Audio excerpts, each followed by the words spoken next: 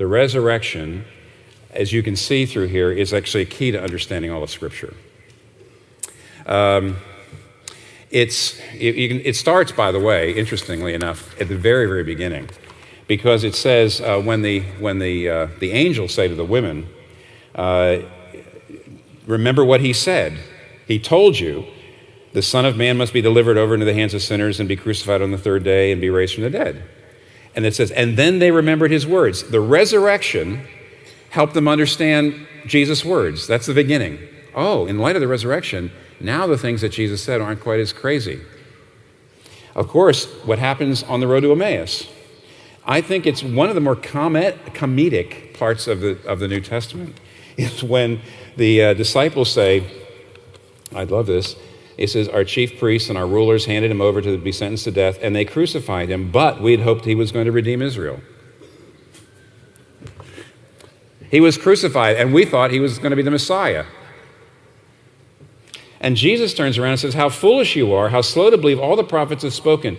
Did not the Messiah have to suffer these things and then enter into glory?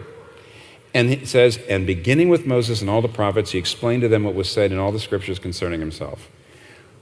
The resurrection, paired with the cross, makes the cross make sense and opens all of Scripture. Now, there is a fascinating, Don Carson in his book, Love of God, which is one of the 2 volumes in which he gives you a daily meditation to go along with your McShane reading, your daily reading, going through the Bible through the McShane reading calendar. I think it comes up in July, Don. There's a place where he has a meditation on Acts 9, where Paul meets the risen Christ, and he actually reconstructs what might have been going on in Paul's mind. In those 3 days when he was blind, and he'd just seen the risen Lord, what was he thinking about for those 3 days? And what Don does is he gives you what I consider an extremely revealing reconstruction of what could have happened. And here's what could have happened. Paul, the Pharisee, would have been offended by Christianity for this reason. The Messiah, by definition, is anointed. Messiah means anointed one. It means the chosen one, the loved one. A Messiah would be blessed by God. The Messiah would have the favor of God. He would please God. But here's this Jesus Christ, supposed to be the Messiah, and he's dying on a cross. You know, even the Romans knew that this most ignominious of deaths, the Romans and the Jews knew to die on the cross.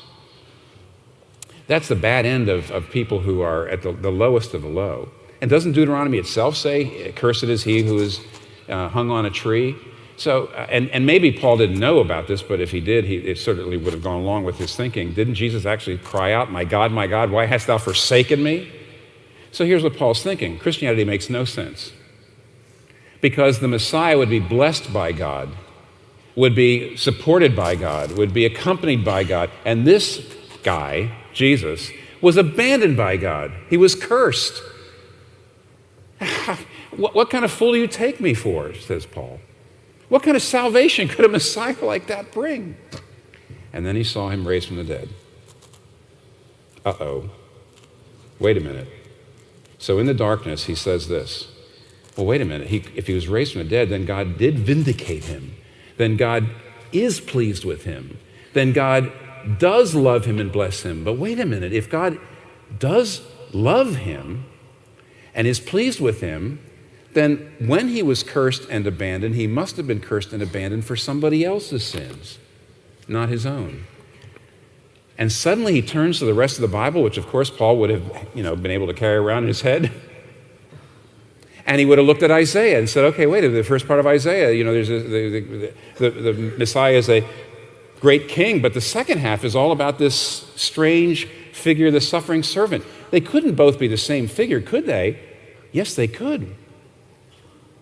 If Jesus, and then you take a look at the sacrificial system, and you take a look at the temple and the sacrificial system. Excuse me, I suddenly got louder there.